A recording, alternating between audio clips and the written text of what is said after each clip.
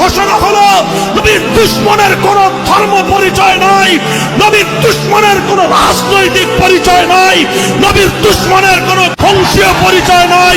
নবীর দুশ্মনের একটাই পরিচয়, ও মানবতার দুশ্মন, ও বিশ্ব সভ্যতার দুশ্মন, ও আল্লাহ নবীর দুশ্মন, সে আমাদের জানের দুশ্মন।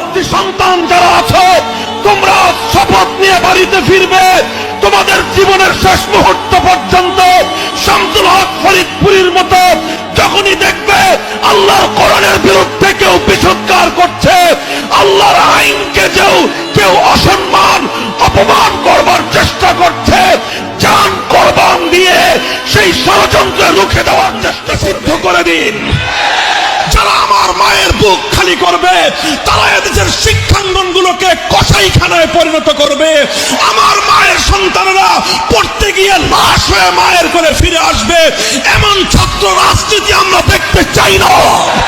আলেম সমাজ আমরাও এক বড় সরকারের চাকরি করি, আমরাও এক বড় সরকারের চাকরি করি, যেই সরকার শুধুমাত্র আসমান আর জমিনের নয়, বরং আপনাদের সরকারেরও সরকার।